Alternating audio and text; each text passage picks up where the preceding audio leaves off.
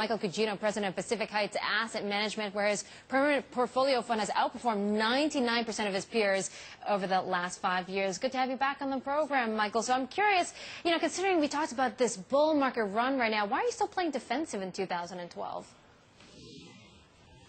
Well, our strategy is asset allocation. So, I mean, it's defensive in a sense that we try to mitigate risk by investing in a wide array of different asset classes. But we're also trying to position our investors for growth in multiple areas, too. So it's not a purely defensive strategy. In fact, we're heavily invested in equities right now as part of our strategy, and we're taking advantage of that global growth story as it is in equities and other risk assets at this point. Yeah, I'm curious, Michael, what kind of equities? I know you're usually in gold, Swiss franc, very safe plays, but what kind of equities are you getting into? Yep. Well, we're believers in the worldwide growth story. I mean, despite what's going on in Europe, which we believe is a chronic and more structural problem, there's potentially some good news coming out of Greece. But I wouldn't read, today, but I wouldn't read too much into any one day's news. I think it's an ongoing structural problem that's going to take a long time to figure out. But the rest of the world's economies, the emerging markets, and even the United States are showing signs of growth. Maybe not aggressive growth, but growth just the same. And so we're invested primarily in U.S. and non-U.S. companies that are part of that story, whether they're in industrials, manufacturing, technology, materials and energy, those sorts of names. We primarily do it through U.S. companies with very significant non-U.S. operations.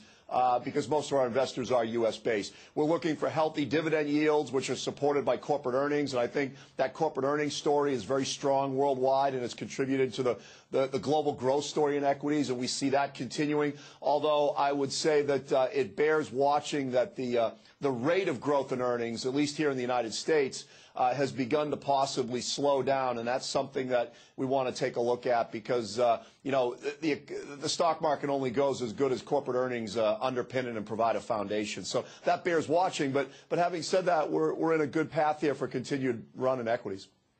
Yeah, Mike, I'm going to put you on the spot here. Can you give me some specifics? I mean, with your portfolio heading into this year, how much money do you think you can make? As much as we can, while losing as little as possible.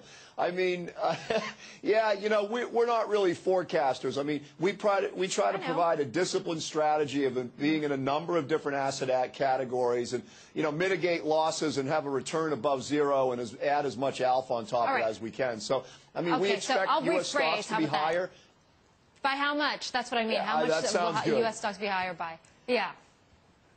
Well, if you look at corporate earnings, I mean, you're looking at anywhere, let's say, I don't know, another 20% from here, maybe potentially 15%. If corporate earnings hold up and grow, I think that's fair.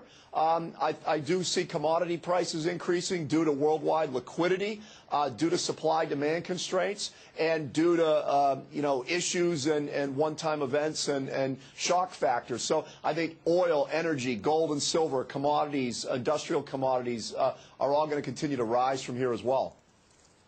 Okay, and what about China? We got those all-important CPI figures due out today. That's some say is one of the most important reads on the Chinese economy and what the authorities are doing. What's your take on how China's growing right now? Any concerns there? Well, I think there's always a concern that growth is going to slow down or stop or go the other way. Although my take on China may be a little bit differently than some others. I think it's okay to have slower growth. More limited growth, less robust rates of growth, because I think China's a multi-year growth story. It's a secular trend that's going to continue. I think that story is true in the other emerging markets as well. And so I'm not as concerned with the number itself, but what they're doing to make sure they don't have an inflation problem, to make sure they keep the growth story intact in China, and to make sure they have it continue along a long glide path. So we're looking more long-term, which is consistent with our portfolio strategy. All right, Michael, it's always great to talk to you. Thanks for that. Michael Cuggino, president of Pacific Heights Asset Management, where his permanent portfolio fund has outperformed 99% of his peers over the last 5 years.